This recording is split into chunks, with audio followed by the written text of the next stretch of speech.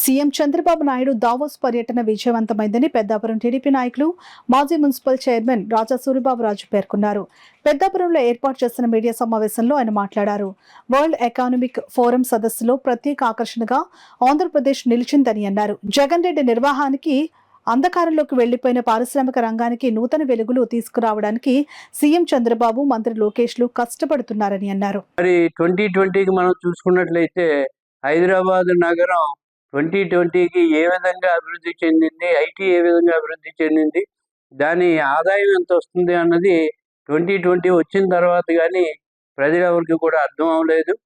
అప్పుడు టీఆర్ఎస్ ప్రభుత్వం ఏదైతే ఉందో, అప్పుడు 2020లో టీఆర్ఎస్ ప్రభుత్వం ఏదైతే ఉందో, టీఆర్ఎస్ ప్రభుత్వంలో ఉన్న నాయకులు కూడా మరి చంద్రబాబు నాయుడు గారు చేసిన అభివృద్ధిని కూడా మరి వాళ్ళు అభినందించిన పరిస్థితులు కూడా మనం చూసాం. అదేవిధంగా మరి ఈ రోజున మరి 2047 విజన్ 2047 అని చెప్పేసి చంద్రబాబు నాయుడు గారు పిలుపునివ్వడం, దాన్ని మన దేశ ప్రధానమంత్రి మరి నరేంద్ర మోడీ గారు కూడా ఆహ్వానించడం కూడా మనం అందరం కూడా చూసాం.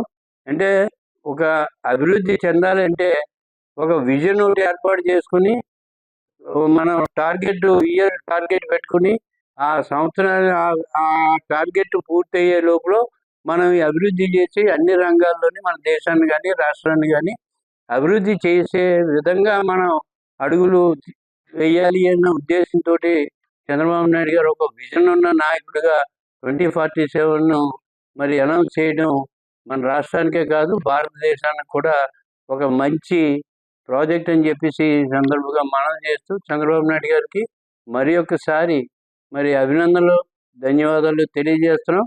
తెలుగుదేశం పార్టీ నాయకులుగా, కార్యకర్తలుగా ఎప్పుడు తెలుగుదేశం పార్టీలో ఉంటూ మరి చంద్రబాబు నాయుడు గారికి, లోకేష్ బాబు గారికి, పార్టీ నాయకులు కూడా ఎప్పుడు మేము అండగా ఉంటూ వారి విజన్ పూర్తి చేయడానికి మా వంతు సహకారం పూర్తిగా అందిస్తామని చెప్పేసి ఈ సందర్భంగా మనం చేస్తున్నాం.